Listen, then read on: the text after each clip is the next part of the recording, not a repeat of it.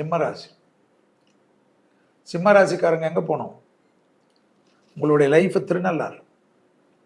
ரெகுலராக போங்க. எந்த பேர் சொன்னாலும் திருநள்ளாறு போயிடுங்க. நரம்பு சம்மந்தப்பட்ட உபத்திரம், ப்ரெஷர் சம்மந்தப்பட்ட உபத்திரம், லோ பிபி சம்மந்தப்பட்ட உபத்திரம், ஹார்மோன் குறைபாடுகள், நரம்பு வெர்டிகோன்னு சொல்கிற மயக்கம், இதெல்லாம் பார்த்துக்கும். பாதம் தான் ரொம்ப வலிக்கும். ஏன்னா முதுகு தண்டுவடத்தில் கோளாறு வரக்கூடிய டைம். பிள்ளையார் பட்டியை பிடிச்சிக்கணும். காரிய சித்தி மாலை மந்திரம் சொல்லணும்.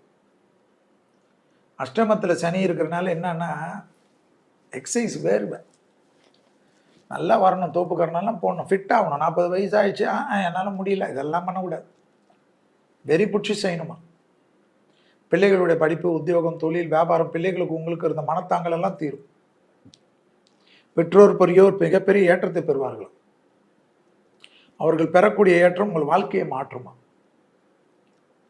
உங்களுக்காக நிறைய நல்லது பண்ணுவாங்களாம் பெற்றோர் பெரியோர். வாகன அமைப்பு அனுகூலம் காணப்படும். அஷ்டம சனியில் குரு 11 வராரு. ஆனால் அஷ்டம சனியில் கல்யாணத்தை குரு நடத்தி கொடுப்பார். குடும்பம் ஒன்றாகும், காதல் ஒன்றாகும், அந்யோன்யம் அதிகரிக்கும். காதலில் ரொம்ப மனசு வருத்தத்தில் இருப்பீங்க, அதெல்லாம் மாறிடும். துணை அல்லது துணைவியார் உங்களுக்காக நிறைய நல்லது செய்வாங்க. லாபம் ஏற்படும். முதலீடுகளுக்கு பஞ்சம் இருக்காது.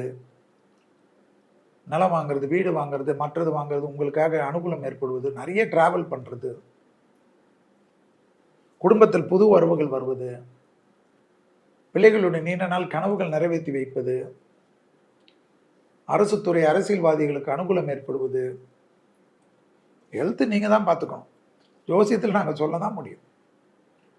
வாகனத்தில் வித்தையெல்லாம் காட்டினீங்கன்னா மாட்டிப்பீங்க. பெல்ட்டு போட்டுக்கணும், ஹெல்மெட்டு போட்டுக்கணும். ட்ரெயினில் கூட சேஃப்டியாக பிடிச்சி போகணும். வடிவேலு ஸ்டைலெல்லாம் நின்று போனீங்கன்னா ட்ரெயின் கூட மாட்டி விட்டுரும். ட்ரெயின் படிக்கட்டிலலாம் உட்காரக்கூடாது.